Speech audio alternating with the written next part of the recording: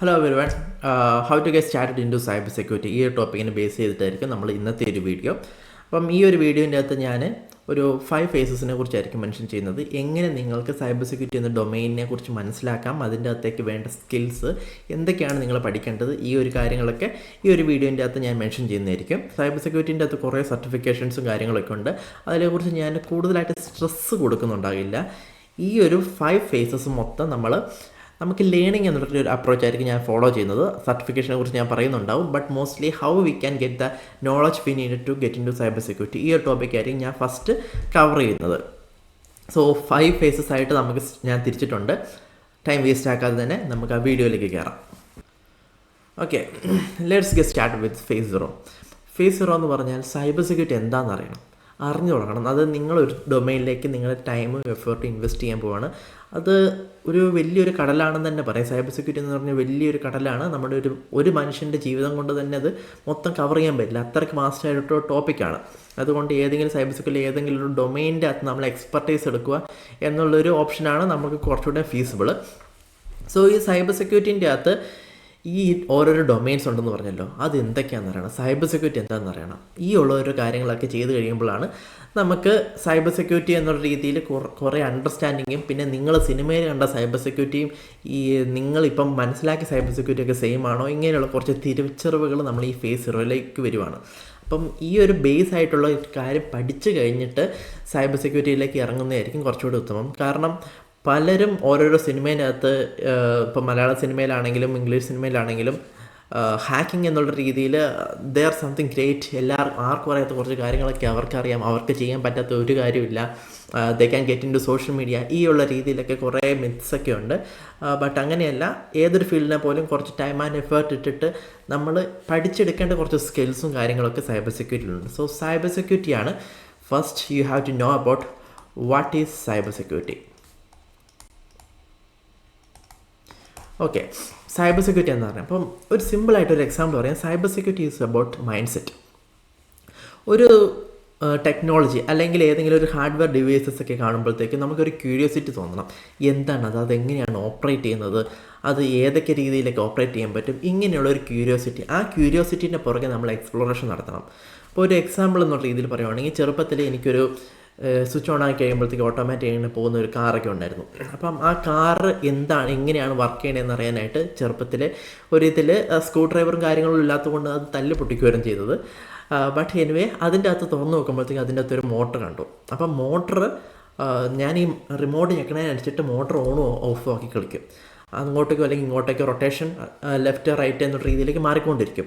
അപ്പം ഈ ഉള്ള രീതിയിൽ എനിക്ക് മനസ്സിലായി ഈ മോട്ടർ ഗിയറും ഒക്കെ ബേസ് ചെയ്തിട്ടാണ് ഈ ചക്രം കറങ്ങണതെന്ന്. പിന്നെ അടുത്തൊരു അറ്റംപ്റ്റ് എന്നുള്ള രീതിയിൽ ആ മോട്ടർ മാത്രമായിട്ട് എടുത്തിട്ട് ആ മോട്ടർ മാത്രമായിട്ട് ഇരിക്കുവാണെങ്കിൽ കറങ്ങുമില്ലെന്ന് എനിക്ക് അറിയണമായിരുന്നു. അതങ്ങനെ ചെയ്തപ്പോൾ അതും അങ്ങനെ കറങ്ങുന്നുണ്ട്. സോ സെയിം രീതിയിൽ തന്നെ സൈബർ സെക്യൂരിറ്റി എന്ന് പറഞ്ഞാൽ നിങ്ങളൊരു ടെക്നോളജീനെ പഠിക്കുവാണ്, അല്ലെങ്കിൽ നിങ്ങൾ ഫേസ്ബുക്ക് അല്ലെങ്കിൽ ഇൻസ്റ്റാഗ്രാം പോലെയുള്ള പ്ലാറ്റ്ഫോമിൻ്റെ അകത്തേക്ക് ലോഗിൻ ചെയ്യുമ്പോൾ നിങ്ങളാകെ ചെയ്യേണ്ടത് നിങ്ങളുടെ യൂസർ നെയിമും പാസ്വേഡൊക്കെ കൊടുത്തിട്ടുണ്ട്. പക്ഷേ ആ യൂസർ നെയിം എങ്ങനെ സേവ് ചെയ്യുന്നു, അത് എന്തൊക്കെയാണ് ചെയ്യുന്നത്, അവിടെ ഓതൻറ്റിക്കേഷനൊക്കെ നടക്കുന്നത് എങ്ങനെയാണ്, ഇങ്ങനെയുള്ള കുറേ കാര്യങ്ങളൊക്കെ ഉണ്ട്. അപ്പം ഇതെങ്ങനെയാണെന്ന് ആദ്യം അറിയണം. അതിനുശേഷം ഇതിൻ്റെ അകത്തൊക്കെ ലൂപ്പ് ഹോൾസ് എങ്ങനെയാണെന്ന് അറിയണം. അങ്ങനെയാണെങ്കിൽ ലൂപ്പ് ഹോൾസ് എക്സ്പ്ലോയിറ്റ് ചെയ്തിട്ട് നമുക്ക് വേറെ എന്തെങ്കിലും ഔട്ട്കമോ അല്ലെങ്കിൽ വേറെ എന്തെങ്കിലുമൊക്കെ എടുക്കാനോ ആക്സസ് ചെയ്യാനോ പറ്റുന്നുണ്ടോ എന്ന് നോക്കണം. അങ്ങനെയാണെങ്കിൽ അതിനെങ്ങനെ സെക്യൂർ ആക്കാൻ നോക്കണം. സോ ഈ ഉള്ള ഒരു സെയിം രീതിയിൽ തന്നെയാണ് ഒരു cyber security. It's all about mind set. ആ ഒരു ക്യൂരിയോസിറ്റി ഫാക്ടർ വേണം. സോ സൈബർ സെക്യൂരിറ്റീൻ്റെ അകത്തുള്ള ഡൊമൈൻസും അറിയേണ്ടതുണ്ട്, ഇതിൻ്റെ അകത്തുള്ള ഡൊമൈൻസും അറിയേണ്ടതുണ്ട്. അപ്പം എൻ്റെ അടുത്തൊരു ഇമേജ് ഉണ്ട്, ഞാനതൊന്ന് ആഡ് ചെയ്യാം ഇവിടെ.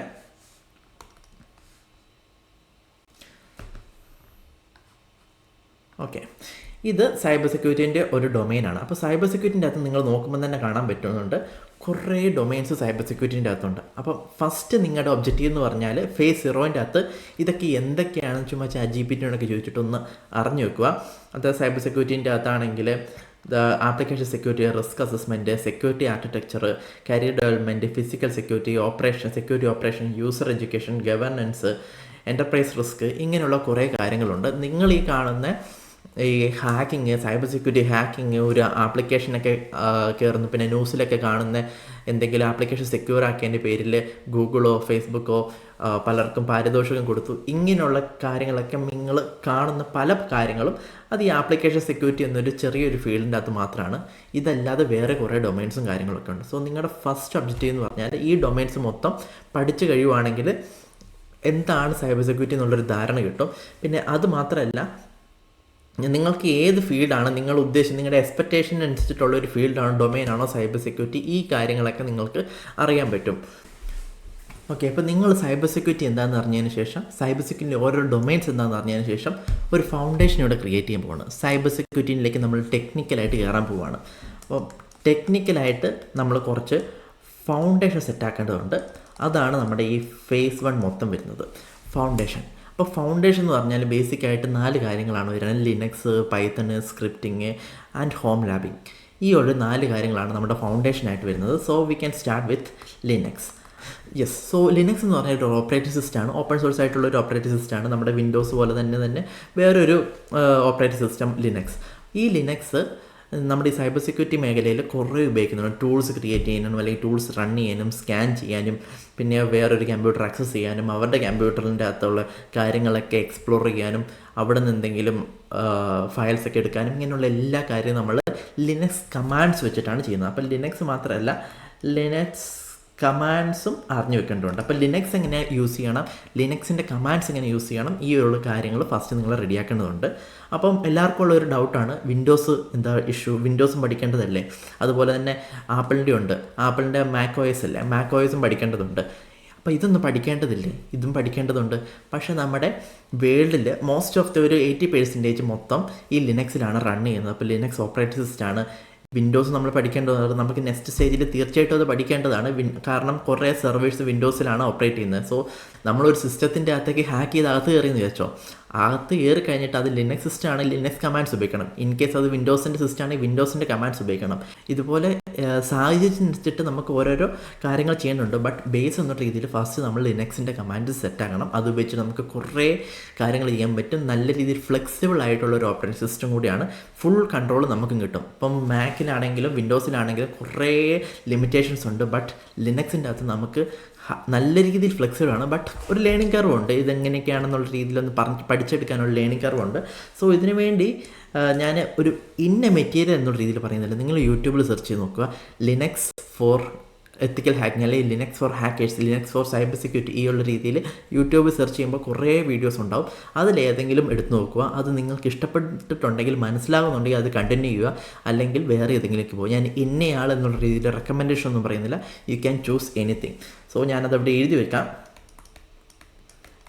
ലിനക്സ് ഫോർ സൈബർ സെക്യൂരിറ്റി അല്ലെങ്കിൽ ലിനക്സ് ഫോർ ഹാക്കേഴ്സ്, അങ്ങനെയുള്ള രീതിയിലൊക്കെ നിങ്ങൾ സെർച്ച് ചെയ്താൽ മതി. അതിനുശേഷം നിങ്ങൾ പഠിച്ചിരിക്കേണ്ട വേറൊരെണ്ണമാണ് പൈത്തൺ എന്നുള്ള രീതിയിൽ. ഇത് പലരും ഓപ്ഷണലായിട്ട് കൺസിഡർ ചെയ്യുന്നതാണ്. സോ ഇത് ഓപ്ഷനിലും കൂടിയാണ്. കാരണം സൈബർ സെക്യൂരിറ്റി എന്ന ഡൊമൈനിലേക്ക് കയറാനായിട്ട് നിങ്ങൾക്ക് കോഡിങ് അറിഞ്ഞിരിക്കണം എന്ന് നിർബന്ധമില്ല.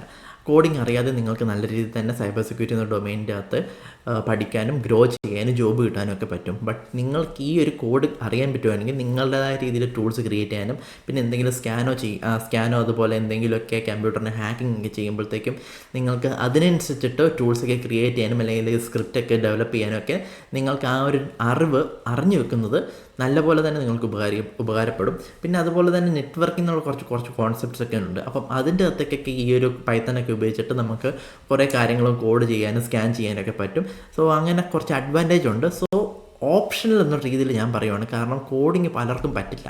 അതുകൊണ്ട് ഫൗണ്ടേഷൻ നിങ്ങൾക്ക് ഇപ്പം സെറ്റാക്കാൻ പറ്റുവാണെങ്കിൽ നല്ല കാര്യമാണ്. നിങ്ങൾക്ക് അതിനനുസരിച്ചിട്ടുള്ള അഡ്വാൻറ്റേജ് ഉണ്ടാവും. ബട്ട് നിങ്ങൾക്ക് കോഡിങ് എന്ന രീതിയിൽ നല്ല ഡിഫിക്കൽട്ട് ആണെങ്കിൽ, in order to get into cyber security, coding is optional. അപ്പം ഇത് അറിഞ്ഞിരിക്കേണ്ടതിൻ്റെ കൂടെ തന്നെ അറിഞ്ഞിരിക്കേണ്ട വേറൊരു കോഡിങ് കൂടിയുണ്ട്. കോഡിങ് എന്നുള്ള രീതിയിലാണ്, സ്ക്രിപ്റ്റിംഗ് എന്നുള്ള രീതിയിലാണ് പറയണത്.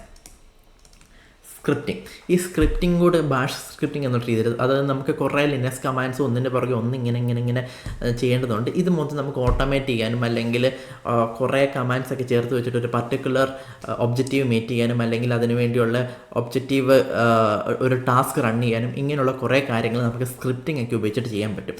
അപ്പോൾ ഈ പൈത്തണും സ്ക്രിപ്റ്റിങ്ങും എന്നുള്ള രീതിയിൽ ഞാൻ പറഞ്ഞല്ലോ ഓപ്ഷനിലാണ്. അറിഞ്ഞിരിക്കുവാണെങ്കിൽ നിങ്ങൾക്ക് അതിൻ്റേതായുള്ളൊരു ഗ്രേറ്റ് അഡ്വാൻറ്റേജ് ഉണ്ടാവും. നിങ്ങളൊരു അത് ജോബൊക്കെ കിട്ടിക്കഴിഞ്ഞിട്ട് അല്ലെങ്കിൽ സൈബർ സെക്യൂരിറ്റിയിലേക്ക് നിങ്ങൾ സീരിയസ് ആകാൻ തുടങ്ങുവാണെങ്കിൽ ഫോർ ഷുവറായിട്ട് ഇത് പഠിച്ചിരിക്കേണ്ടതാണ്. സോ ഇതൊക്കെ ഇതിനെക്കുറിച്ച് പഠിക്കാനായിട്ട് യൂട്യൂബ് എടുക്കുക.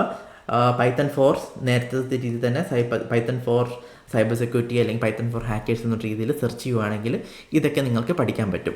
പിന്നെ ഇമ്പോർട്ടൻ്റ് ആയിട്ട് വേറൊരു കാര്യം, ഹോം ലാബ്. ഇത് പലരും വിട്ടുപോകുന്നൊരു കാര്യമാണ് ഹോം ലാബ്. വേറൊന്നുമല്ല, നിങ്ങൾക്ക് നിങ്ങളുടെ വീടിൻ്റെ അകത്ത് ഒരു കമ്പ്യൂട്ടർ, അതിൻ്റെ റൗട്ടർ, അങ്ങനെയുള്ള കുറച്ച് സൈബർ സെക്യൂരിറ്റി ഡിവൈസസും അതിൻ്റെ കുറച്ച് പ്രോട്ടോകോൾസും അങ്ങനെ കുറേ കാര്യങ്ങളുണ്ട്. നിങ്ങൾ എന്തൊക്കെയാണോ പഠിച്ചിരിക്കുന്നത് അത് സെയിം രീതിയിൽ എക്സ്പെരിമെൻ്റ് ചെയ്യണം.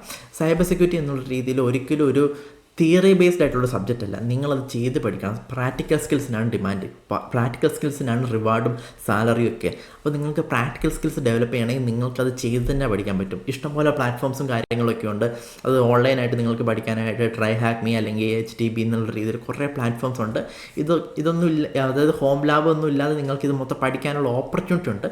എന്നാലും ഒരു ഹോം ലാബ് ഉണ്ടെങ്കിൽ നിങ്ങൾക്ക് ഇത് മൊത്തം സെറ്റപ്പ് ചെയ്യാനും ഒരു കംപ്ലീറ്റ് കൺട്രോൾ, അതായത് നമ്മൾ ഈ ഫൗണ്ടേഷൻ ക്രിയേറ്റ് ചെയ്യുമ്പോൾ തന്നെ അത് ഒരു ഹോം ലാബ് ഉണ്ടെന്ന് പറയുവാണെങ്കിൽ, നിങ്ങൾ ഒരു ഹോം ലാബ് ക്രിയേറ്റ് ചെയ്തിട്ടുണ്ടെന്ന് പറഞ്ഞ് നിങ്ങൾ റെസ്യൂമേൽ ആഡ് ചെയ്യുവാണെങ്കിൽ അതിൻ്റേതായ ഒരു അഡ്വാൻറ്റേജ് ഉണ്ടാവും.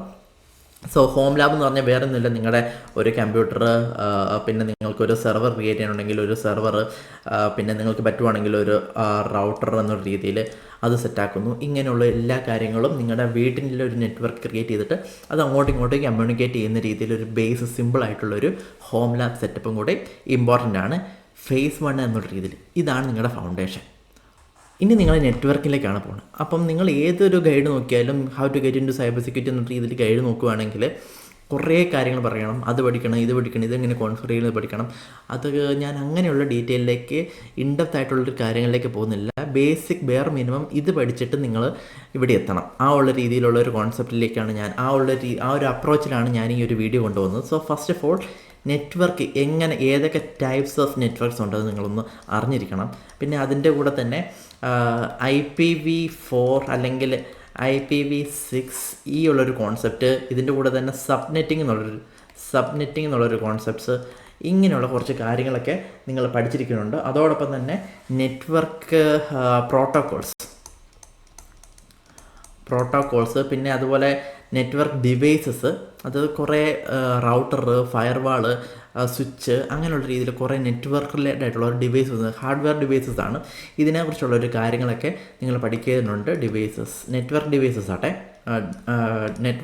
ആണ്. പിന്നെ അതുപോലെ തന്നെ network security concept, network attacks, ഈ ഉള്ള രീതിയിലുള്ള കുറച്ച് കാര്യങ്ങളെക്കുറിച്ച് അറിഞ്ഞിരിക്കുന്നതുണ്ട്.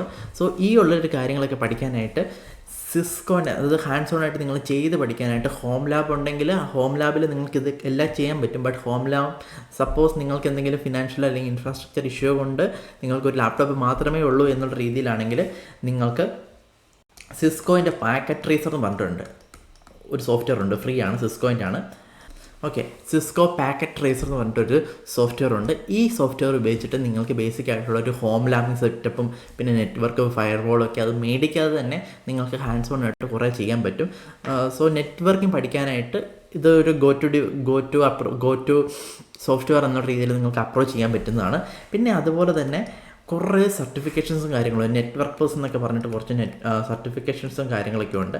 നെറ്റ്വർക്ക് പ്ലസ് എന്നൊക്കെ പറഞ്ഞിട്ട് ഇതൊക്കെ കുറച്ച് അഡ്വാൻസ്ഡ് ആയിട്ടുള്ള സർട്ടിഫിക്കേഷനാണ്. ഞാൻ ഇതിനെക്കുറിച്ച് പറഞ്ഞത് ഇത് എഴുതിയെടുക്കാനോ അല്ലെങ്കിൽ അതിനെക്കുറിച്ച് ഇൻഡെപ്ത് ആയിട്ട് പഠിക്കാനോ ഒന്നുമില്ല. ഇത് ഫ്രീ റിസോഴ്സാണ് യൂട്യൂബിൽ. പ്രൊഫസർ മെസ്സർ എന്ന്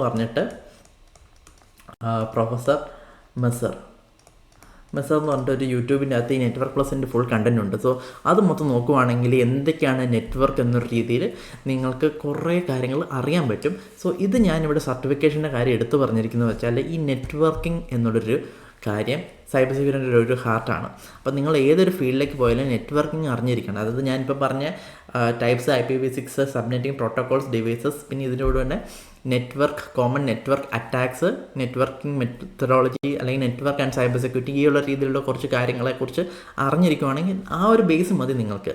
പക്ഷേ എന്നാലും കൂടുതൽ നിങ്ങൾ പഠിക്കുമ്പോഴത്തേക്കും ബാക്കിയുള്ള കാര്യങ്ങളും അറിഞ്ഞിരിക്കുന്നുണ്ട്. അതുകൊണ്ടാണ് ഞാൻ നെറ്റ്വർക്ക് പ്ലസിൻ്റെ കാര്യം, അതിൻ്റെ അകത്ത് കുറേ അൺഎക്സ്പ്ലോർഡ് അല്ലെങ്കിൽ നിങ്ങൾ മിസ് ചെയ്ത കുറേ ഈ നെറ്റ്വർക്കിങ്ങിനെ കുറിച്ച് നിങ്ങൾ പഠിക്കുമ്പോൾ കുറേ കാര്യങ്ങൾ നിങ്ങൾ മിസ്സായിട്ടുണ്ടാവും. ആ കാര്യങ്ങൾ നിങ്ങൾക്ക് പഠിക്കാൻ പറ്റും. സോ അതാണ് ഈ ഫേസ് 2 കുറിച്ച് എനിക്ക് പറയാനുള്ളത്. പിന്നെ അതിനുശേഷം അടുത്തൊരു ഫേസിലേക്കാണ് നമ്മൾ പോണേ. ഈ ഒരു ഫേസിൽ നമ്മൾ കോർ സൈബറിലേക്ക് പോവുകയാണ്, കോർ സൈബർ സെക്യൂരിറ്റിയിലേക്ക് പോവുകയാണ്. ഫസ്റ്റ് സ്റ്റാർട്ട് വിത്ത് കാലി. അപ്പോൾ നമ്മൾ നേരത്തെ ഒരു ലിനക്സ് എക്സ്പ്ലോർ ചെയ്യാൻ പറഞ്ഞില്ലായിരുന്നോ? ആ ഒരു ടൈമിൽ നിങ്ങൾ കാലി ലിനക്സ് എന്ന് പറഞ്ഞിട്ട് ഒരു കുറേ ടൂൾസൊക്കെ, അത് സൈബർ സെക്യൂരിറ്റി റിലേറ്റഡായിട്ടുള്ള കുറേ ടൂൾസൊക്കെ ഇൻസ്റ്റാൾ ചെയ്ത് വെച്ചിട്ട് ഒരു ഓപ്പറേറ്റിംഗ് സിസ്റ്റമാണ്. അപ്പോൾ ലിനക്സ് എന്ന രീതിയിൽ നമ്മുടെ ഉബുണ്ടു ഇല്ലേ, നിങ്ങൾ സ്കൂളിലൊക്കെ ഉപയോഗിച്ചിട്ടുണ്ടാവും. ആ ഉബുണ്ടു തന്നെ ഉപയോഗിച്ചാലും നിങ്ങൾക്ക് ലിനക്സിൻ്റെ ബേസിക് കമാൻഡ്സ് ഒക്കെ പഠിക്കാൻ പറ്റും. ബട്ട് ഇവിടെ നമ്മൾ സൈബർ സെക്യൂരിറ്റി ഫോക്കസ്ഡ് ആയിട്ട് കയറാൻ പോവുകയാണ്. അപ്പോൾ നമ്മളിവിടെ we are getting into cyber security. അപ്പോൾ I will start with exploring tools. അതായത് ഈ ഒരു കാലി ലിനക്സിൻ്റെ അകത്ത് നിങ്ങൾ ഓപ്പൺ ചെയ്ത് നോക്കുവാണെങ്കിൽ കാലി OS എന്നുള്ള രീതിയിലാട്ടോ, ഇതിൻ്റെ അകത്ത് കുറേ ടൂൾസും കാര്യങ്ങളും ഉണ്ട്. അപ്പം സ്റ്റാർട്ട് വിത്ത് Nmap. അത് ഞാൻ 4 ടൂളേ പറയുന്നുള്ളൂ. Nmap, Wireshark, Metasploit, പിന്നെ Bubsuit. ഈ 4 ടൂൾസ് നിങ്ങളൊന്ന് എക്സ്പ്ലോർ ചെയ്ത് നോക്കണം. ഇത് 4 എക്സ്പ്ലോർ ചെയ്ത്, അതായത് ഒരാൾ സൈബർ സെക്യൂരിറ്റിൻ്റെ അകത്ത് കയറി കഴിഞ്ഞാൽ പഠിക്കേണ്ടത് 4 ടൂൾസൊക്കെയാണിത്. അപ്പം ഇത് മൊത്തം ഒന്ന് എക്സ്പ്ലോർ ചെയ്ത് നോക്കുക. പിന്നെ ഇത് ചിലതൊക്കെ നിങ്ങൾക്ക് മെറ്റാസ്പ്ലോയിറ്റൊക്കെ ടെസ്റ്റ് ചെയ്യാനും വർക്ക് ചെയ്യാനും ഒക്കെ ആയിട്ട് നിങ്ങൾക്കത് ഒരു മെഷീൻ ഹാക്ക് ചെയ്ത് അകത്തൊക്കെ കയറേണ്ടി വരും. അപ്പോൾ ആ ഒരു പർപ്പസിനായിട്ട് മെറ്റാസ്പ്ലോയിറ്റബിൾ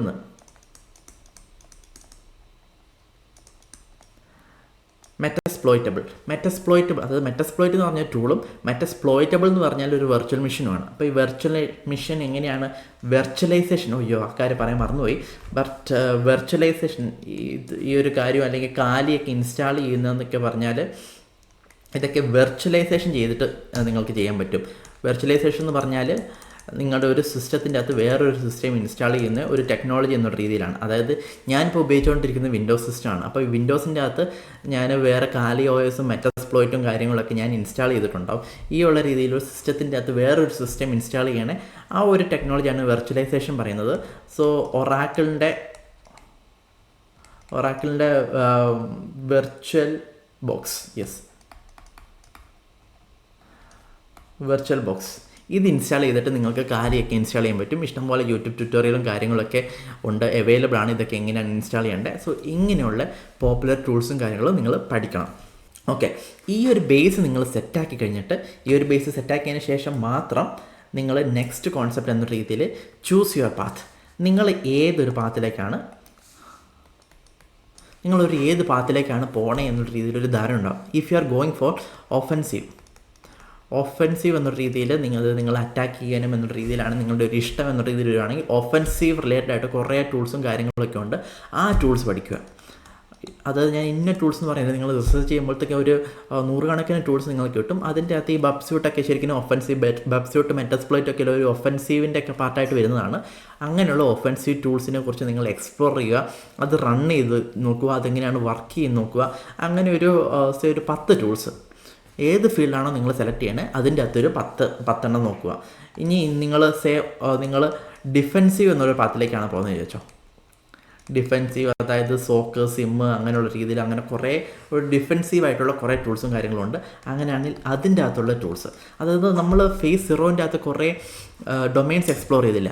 ആ സെയിം ഡൊമൈൻസിൻ്റെ അകത്ത് നിങ്ങൾ ഏതാണ് ഇഷ്ടം എന്നുള്ള രീതിയിൽ നിങ്ങൾക്ക് തോന്നിയിട്ടുണ്ടെങ്കിൽ, say if you are going for governance റിലേറ്റഡുള്ള പോളിസി ഫ്രെയിംവർക്സ് അങ്ങനെയുള്ള രീതിയിൽ, സെക്യൂരിറ്റി ആർക്കിടെക്ചർ എന്ന രീതിയിലാണ് ഇഷ്ടമുണ്ടെങ്കിൽ അതെങ്ങനെ ഇംപ്ലിമെൻറ്റ് ചെയ്യുന്നത്, കോൺഫർ ചെയ്യുന്നത്, ഒരു എൻ്റർപ്രൈസ് ലെവലിൽ എങ്ങനെയാണ് അത് ഇംപ്ലിമെൻറ്റ് ചെയ്യുന്നത്, ഇങ്ങനത്തെയുള്ള ഓരോരോ കാര്യങ്ങളെക്കുറിച്ചൊക്കെ പഠിക്കുക.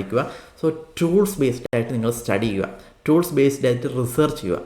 അങ്ങനെ ആ ടൂൾസ് പഠിക്കുമ്പോൾ തന്നെ ആ ഒഫൻസീവ് ഉള്ളൊരു വേൾഡ് എന്താണെന്നും അല്ലെങ്കിൽ ഡിഫെൻസീവ് ആയിട്ടുള്ള ആ ഡൊമൈൻ എന്താണ്, ഈ ഉള്ള രീതിയിൽ നിങ്ങൾ ടൂൾസ് പഠിക്കും. അത് വളരെ ഇമ്പോർട്ടൻറ്റും കൂടിയാണ്. So capture the flag. അപ്പോൾ ക്യാപ്ചർ ദ ഫ്ലാഗ് എന്ന് ഉദ്ദേശിക്കുന്നത് പറഞ്ഞാൽ ഒരു ഗെയിമിഫൈഡ് ആയിട്ടുള്ള ഒരു സൈബർ സെക്യൂരിറ്റി അപ്രോച്ചാണ്. അതായത് ഒരു സിസ്റ്റത്തിൻ്റെ അകത്ത് നമുക്ക് സെൻസിറ്റീവ് ആയിട്ടുള്ള ഒരു ഫയൽ ഉണ്ടാവും, അതിന് പകരം ഈ ഒരു ഗെയിമിൻ്റെ അകത്ത് വേറൊരു സിസ്റ്റത്തിൻ്റെ അകത്ത് ഒരു ഫ്ലാഗ് ഉണ്ടാവും, ഒരു some kind of random words ആണ്. ഈ വേർഡ്സ് ആ സിസ്റ്റത്തിൻ്റെ അകത്ത് കയറിയിട്ട് നമ്മൾ ഫെച്ച് ചെയ്യണം. അതാണ് ക്യാപ്ചർ ദ ഫ്ലാഗ് എന്നുള്ള രീതിയിൽ ഉദ്ദേശിക്കുന്നത്. പക്ഷേ ഈ ഒരു ഫ്ലാഗ് ഫെച്ച് ചെയ്യാനായിട്ട് നമുക്ക് സൈബർ സെക്യൂരിറ്റി കോൺസെപ്റ്റ് അറിഞ്ഞാലേ പറ്റുള്ളൂ. അപ്പോൾ ഈ ഒഫൻസീവ് എന്നുള്ളൊരു ഡൊമൈൻ മൊത്തം ഈ CTF ബേസ്ഡ് ആയിട്ട് കുറേ കാര്യങ്ങളുണ്ട്. അപ്പോൾ CTF ഒക്കെ, അത് നിങ്ങൾ ഒഫൻസീവ് ആണ് നിങ്ങൾ ഇഷ്ടപ്പെടുന്നുണ്ടെങ്കിൽ CTF നിങ്ങൾ ചെയ്ത് നോക്കണം. ഫോർ എക്സാമ്പിളായിട്ട് പിക്കോ CTF എന്ന് പറഞ്ഞിട്ട് ഒരു പ്ലാറ്റ്ഫോം ഉണ്ട്. അതിൻ്റെ അകത്ത് നിങ്ങൾക്ക് CTF ഒക്കെ ചെയ്യാൻ പറ്റും. അതിനുശേഷം പഠിക്കാനായിട്ട് ട്രൈ ഹാക്ക് മീ എന്നുള്ള രീതിയിൽ ഒരു ഡൊമൈനുണ്ട്. പിന്നെ ഹാക്ക് ദ ബോക്സ് HTB എന്ന് ഞാൻ എഴുതുന്നത്. ഇതിങ്ങനെയുള്ള പല പല പ്ലാറ്റ്ഫോംസ് അവൈലബിൾ ആണ്. ഇതിൻ്റെ അകത്ത് പോയി ഹാൻഡ്സ് ഓൺ ആയിട്ട് നിങ്ങൾ ചെയ്ത് നോക്കുക, ആ ഒരു ഗെയിമൊക്കെ എക്സ്പ്ലോർ ചെയ്യുക. ഇതെല്ലാം ബേസ് ചെയ്തിട്ട് നിങ്ങൾ പ്രൊജക്ട്സ് ക്രിയേറ്റ് ചെയ്യുക. അതായത് ഞാൻ ജോബ് അപ്രോച്ച് എന്ന രീതിയിലാണ് നോക്കുന്നത്. ഇത് ഡിഫെൻസീവ് എന്ന രീതിയിൽ കുറേ കാര്യങ്ങൾ നിങ്ങൾ റിസർച്ച് ചെയ്തു, ഒഫൻസീവ് എന്ന രീതിയിൽ റിസർച്ച് ചെയ്തു. ഇതിൻ്റെ അകത്തൊക്കെ നിങ്ങൾക്ക് ഓരോരോ സെക്യൂരിറ്റി ആർക്കിടെക്ചറൊക്കെ ഇംപ്ലിമെൻറ്റ് ചെയ്യാനും, അല്ലെങ്കിൽ ആ ഒരു ഹോം ലാബ് സെറ്റപ്സോ അല്ലെങ്കിൽ സിമുലേറ്റഡ് ആയിട്ടുള്ള ഹോം ലാബ്സൊക്കെ നിങ്ങൾ ക്രിയേറ്റ് ചെയ്യാനും ഒഫൻസീവിലും ഡിഫെൻസീവിലൊക്കെ പോസിബിളാണ്. അപ്പോൾ ഇതൊക്കെ ഉപയോഗിച്ചിട്ട് നിങ്ങൾ ഏതെങ്കിലും രീതിയിൽ റിസർച്ച് ചെയ്തിട്ട് പ്രൊജക്ട്സ് ചെയ്യുക. അൾട്ടിമേറ്റ്ലി നിങ്ങൾ പ്രൊജക്ട്സ് ചെയ്യണം. അപ്പോൾ ഇന്ന പ്രൊജക്റ്റ് എന്ന് ഞാൻ പറയുന്നില്ല. CTF എന്നൊരു രീതിയിലാണെങ്കിൽ നിങ്ങൾക്കൊരു CTF ലാബ് ക്രിയേറ്റ് ചെയ്യാൻ പറ്റും. അല്ലെങ്കിൽ ഡിഫെൻസീവ് എന്നൊരു രീതിയിലാണെങ്കിൽ ഒരു സിം സോഫ്റ്റ്വെയർ അല്ലെങ്കിൽ ആ ഒരു ആർക്കിടെക്ചർ എന്ന രീതിയിൽ ക്രിയേറ്റ് ചെയ്യാൻ പറ്റും. ഒഫൻസീവ് എന്ന രീതിയിലാണെങ്കിൽ നിങ്ങൾക്കൊരു ടൂള് ക്രിയേറ്റ് ചെയ്യാൻ പറ്റും. അങ്ങനെയുള്ള രീതിയിൽ ഏതെങ്കിലുമൊക്കെ പ്രൊജക്ട്സ് ക്രിയേറ്റ് ചെയ്യുക. ഈ പ്രൊജക്ട്സ് നിങ്ങൾ GitHub പോലെയുള്ള പ്ലാറ്റ്ഫോമിലേക്ക് അപ്ലോഡ് ചെയ്യണം. GitHub പോലുള്ള പ്ലാറ്റ്ഫോമിലേക്ക് നിങ്ങൾ അപ്ലോഡ് ചെയ്യണം. അതായത് നിങ്ങൾ ഒരാൾ ഹയർ ചെയ്യാൻ വരുമ്പോഴത്തേക്കും നിങ്ങൾ ഇന്ന പ്രൊജക്റ്റൊക്കെ ചെയ്തിട്ടുണ്ട്, ഇതൊക്കെ നിങ്ങൾക്ക് ഒരു GitHub എന്ന് പറഞ്ഞാൽ ഓപ്പൺ ആയിട്ടുള്ള ഒരു പബ്ലിക് പ്രൊഫൈൽ പോലെ നിങ്ങളിപ്പം വിചാരിച്ചാൽ മതി. അപ്പം ആ ഒരു പ്രൊഫൈലിനകത്ത് കയറി നോക്കുമ്പോഴത്തേക്കും നിങ്ങൾ ചെയ്ത പ്രൊജക്റ്റും കാര്യങ്ങളൊക്കെ ഈ റിക്രൂട്ടറിന് കാണാൻ പറ്റും. സോ നിങ്ങൾ സ്കില്ലുള്ള ഒരാളാണെന്നുള്ള രീതിയിൽ പ്രൂവ് ചെയ്യാൻ പറ്റും. അതായത് നിങ്ങൾക്ക് സർട്ടിഫിക്കേഷൻസും കാര്യങ്ങളും ഒന്നും ഇല്ലെങ്കിലും ഇന്ന പ്രൊജക്റ്റ് ചെയ്തു എന്നൊരു രീതിയിൽ നിങ്ങൾക്ക് ഒരു സ്കില്ലുള്ള ആളാണ് ഈ ഹയർ ചെയ്യുവാണെങ്കിൽ പ്രൂവ് ചെയ്യാൻ പറ്റും, ഇന്ന കാര്യങ്ങളൊക്കെ ചെയ്തിട്ടുണ്ടെന്നൊരു രീതിയിൽ. സോ ഇതാണ് നമ്മുടെ base and foundation. Now we are getting into certifications. ഇത്രയ്ക്ക് ചെയ്ത് കഴിഞ്ഞിട്ട് സർട്ടിഫിക്കേഷനിലേക്ക് പോകാൻ പാടുള്ളൂ. Okay, now we are finally moving into certification phase 4. അപ്പോൾ ഈ phase 4 നിങ്ങൾ സർട്ടിഫിക്കേഷൻ നോക്കിയാൽ മതി. ആദ്യം തന്നെ സർട്ടിഫിക്കേഷൻ നോക്കണമെന്നില്ല. ആദ്യം ഫൗണ്ടേഷനും നെറ്റ്വർക്കിങ്ങിൻ്റെയും സൈബർ സെക്യൂരിറ്റീൻ്റെയൊക്കെ ഒരു ബേസിക്സ് കാര്യങ്ങളൊക്കെ പഠിച്ചു കഴിഞ്ഞിട്ട് നിങ്ങൾ സർട്ടിഫിക്കേഷനിലേക്ക് പോയാൽ മതി. സോ സർട്ടിഫിക്കേഷൻ എന്ന രീതിയിൽ ഞാൻ ഫസ്റ്റ് റെക്കമെൻഡ് ചെയ്യുന്നത് സെക്യൂരിറ്റി പ്ലസും CEH ആണ്. കാരണം ഇത് പല പല ഓർഗനൈസേഷനും HR ഒക്കെ എലോ ചെയ്യുന്ന, അല്ലെങ്കിൽ അവർ ആവശ്യപ്പെടുന്ന റെസ്യൂമേൽ ഇന്ന സർട്ടിഫിക്കറ്റ് ഉണ്ടോ എന്ന രീതിയിലൊക്കെ ചോദിക്കുന്നതാണ്. അതുകൊണ്ടാണ് ഞാൻ സെക്യൂരിറ്റി പ്ലസും CEH ഒക്കെ ഇവിടെ പറഞ്ഞിരിക്കുന്നത്. സോ ഇതൊരു രീതിയിലും പലരും ഇപ്പോൾ CH റെക്കമെൻഡ് പോലും ചെയ്യാറില്ല. അത് കാരണം എന്ന് പറഞ്ഞാൽ അതൊരു തിയറി ബേസ്ഡ് ആണ്, അവിടെ ഒരു പ്രാക്ടിക്കൽ വരുന്നില്ല, അതുകൊണ്ട് അതിനൊരു വാല്യൂ ഇല്ല എന്നൊരു രീതിയിലൊക്കെ പറയുന്നുണ്ട്. പക്ഷേ എന്നാലും CH സർട്ടിഫിക്കേഷൻ എന്ന രീതിയിൽ പല പല ഓർഗനൈസേഷനിലും ഒരു ഒരു റിക്വയർമെൻറ്റ് വരും, ബേസിക് റിക്വയർമെൻറ്റ് പോലെയൊക്കെ പല HR അത് കീപ്പ് ചെയ്യാറുണ്ട്. അതുകൊണ്ടാണ് CH ഇവിടെ മെൻഷൻ ചെയ്തത്. അതുപോലെ തന്നെ ഉള്ള ഒരു വേറൊരു സർട്ടിഫിക്കറ്റാണ് സെക്യൂരിറ്റി പ്ലസും. അതുകൊണ്ടാണ് അത് റെക്കമെൻഡഡ് എന്നൊരു രീതിയിൽ ഞാൻ ആഡ് ചെയ്തത്. ഇനി നിങ്ങൾ ഒഫൻസീവ് എന്നുള്ള രീതിയിലാണ് പോകണമെങ്കിൽ PNPT ഉണ്ട്, PT1 ഉണ്ട്, EJPT ഉണ്ട്, അതുപോലെ ബേസിക് ആയിട്ടുള്ള കുറച്ച് സർട്ടിഫിക്കേഷൻസും കാര്യങ്ങളുണ്ട്. പിന്നെ ഡിഫെൻസീവ് എന്നുള്ള രീതിയിൽ ഹാക്ക് ദ ബോക്സ് എന്ന് പറഞ്ഞിട്ട് ഒരു പ്ലാറ്റ്ഫോം ഉണ്ട്. അതിൻ്റെ അകത്ത് കുറേ സർട്ടിഫിക്കേഷൻസ് അവർ ഈയിടെയും കൂടി അപ്ഡേറ്റ് ചെയ്തിട്ടുണ്ട്. സോ ഞാൻ എല്ലാ കാര്യവും ഇതിൻ്റെ അകത്ത് ആഡ് ചെയ്തിട്ടില്ല. സോ ഡിഫെൻസീവ് എന്ന രീതിയിൽ അങ്ങനെയുണ്ട്. നെറ്റ്വർക്ക്, ക്ലൗഡ്, IT ഓഡിറ്റ്, ഇങ്ങനെയുള്ള രീതിയിൽ ഞാൻ 4-5 ഫീൽഡ് പറഞ്ഞിട്ടുള്ളൂ. അതിൻ്റെ അകത്തുള്ള ബേസിക് ആയിട്ടുള്ള സർട്ടിഫിക്കേഷൻസും കാര്യങ്ങളാണ് ഞാൻ അവിടെ പ്രൊവൈഡ് ചെയ്തിരിക്കുന്നത്. പിന്നെ അവിടെ എക്സ്പ്ലോർ എന്ന് പറഞ്ഞിട്ടൊരു പാത്ത് ഉണ്ടോ ഇവിടെ ഈ ഒരു സ്ഥലത്തായിട്ട് എക്സ്പ്ലോർ എന്ന് പറഞ്ഞാൽ അത് GISE, EC council, CompTIA, INE, ISE2, HTB ഇങ്ങനെയുള്ള ഇപ്പം ട്രൈ ഹാക്ക് മീ ഉണ്ട് കേട്ടോ. അപ്പോൾ ഇങ്ങനെയുള്ള കുറേ ബോഡീസ്, സർട്ടിഫിക്കേഷൻ അതോറിറ്റി ബോഡീസ്, ഇവരൊക്കെ കുറേ സർട്ടിഫിക്കേഷൻസ് പ്രൊവൈഡ് ചെയ്യാറുണ്ട്. സോ ഇത് നിങ്ങളുടേതായ രീതി, ഞാൻ ഈ എക്സ്പ്ലോർ എന്ന രീതിയിൽ അതുകൊണ്ടാണ് പറഞ്ഞിരിക്കുന്നത്. അപ്പോൾ നിങ്ങളുടേതായ രീതിയിൽ കുറേ എക്സ്പ്ലോർ ചെയ്യുക. അതിൻ്റെ അകത്ത് നിങ്ങൾക്ക് ഏതാണ് സ്യൂട്ടബിൾ എന്ന് തോന്നുന്നത് അത് നിങ്ങൾ എടുക്കുക. കാരണം ഈ ഒരു സർട്ടിഫിക്കേഷൻ എന്ന് പറഞ്ഞാൽ ബാക്കിയുള്ളവർ പറയുന്നത് കേട്ടിട്ട് പോയി എടുക്കേണ്ട ഒരു കാര്യമല്ല. സൈബർ സെക്യൂരിറ്റിയിൽ ഈച്ച് ആൻഡ് എവരി സർട്ടിഫിക്കേഷൻ നല്ല രീതിയിൽ കോസ്റ്റ് ആവും.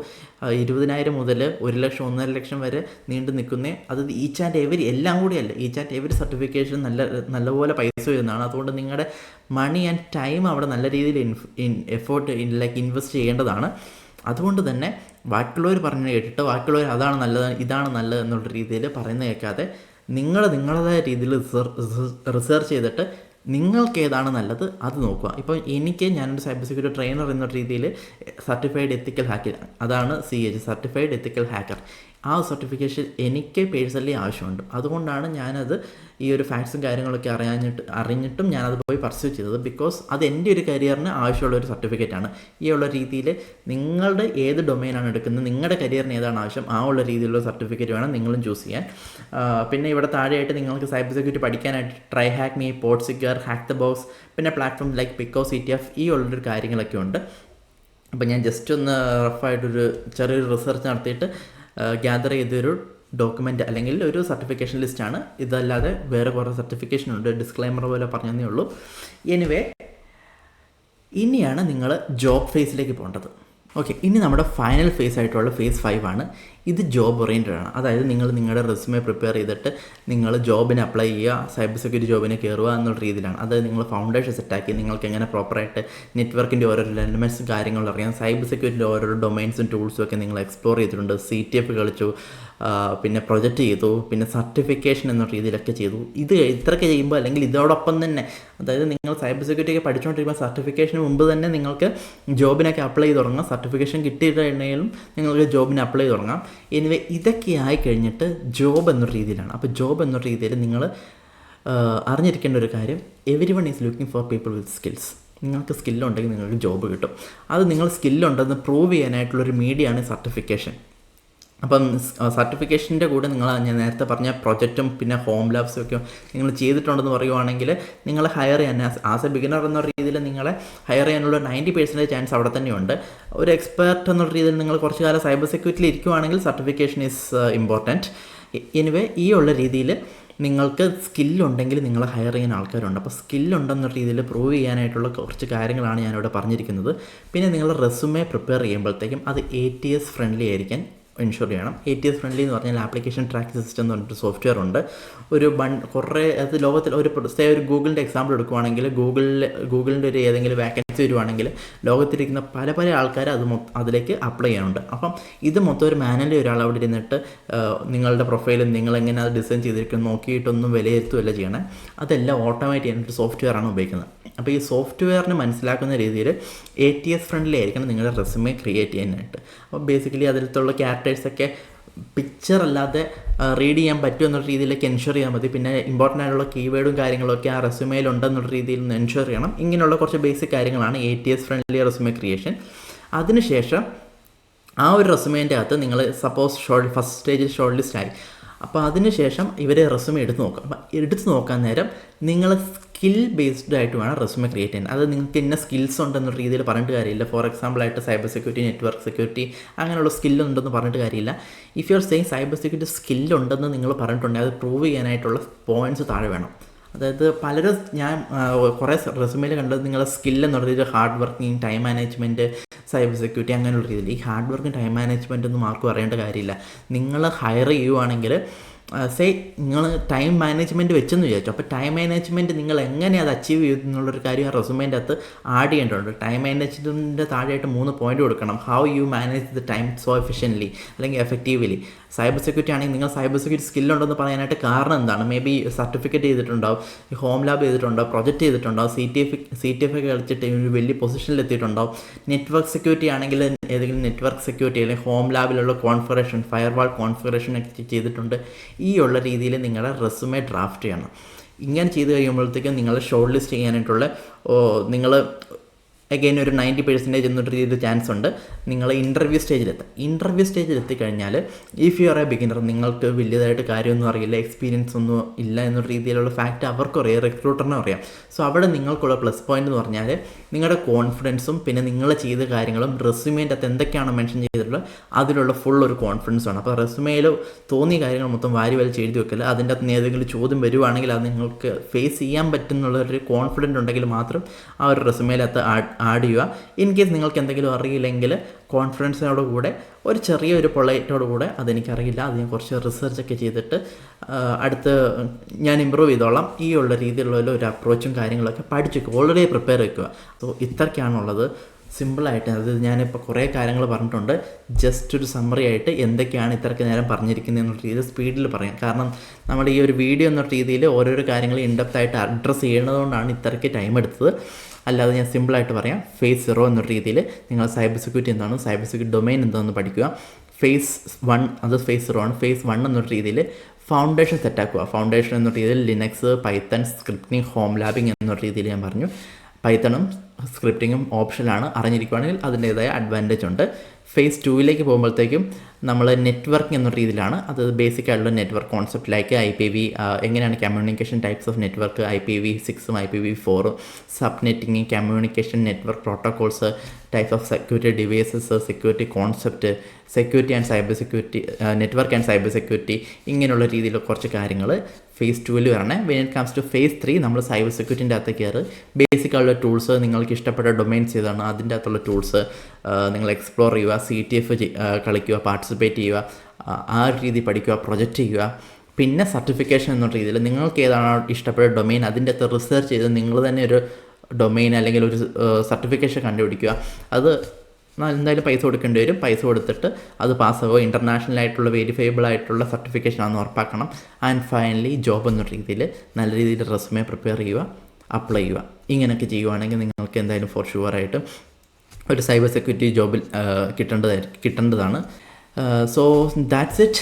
ഇനി എന്തെങ്കിലും സംശയമോ കാര്യങ്ങളൊക്കെ ഉണ്ടെങ്കിൽ കമൻറ്റായിട്ട് നിങ്ങൾക്ക് പോസ്റ്റ് ചെയ്യാം. ഓക്കെ, പിന്നെ അപ്കമിങ് വീഡിയോസിൻ്റെ അകത്ത് ഞാൻ ഇതിലുള്ള ടോപ്പിക്സും കുറച്ച് കാര്യങ്ങളൊക്കെ ഇൻഡെപ്തായിട്ട് മലയാളത്തിൽ തന്നെ കവർ ചെയ്യാമെന്ന് വിചാരിക്കുന്നു. സോ നിങ്ങളുടെ അഭിപ്രായം അറിയാൻ ആഗ്രഹമുണ്ട്. Let's conclude for now. The name is Sadhan VS. Thank you for watching my video.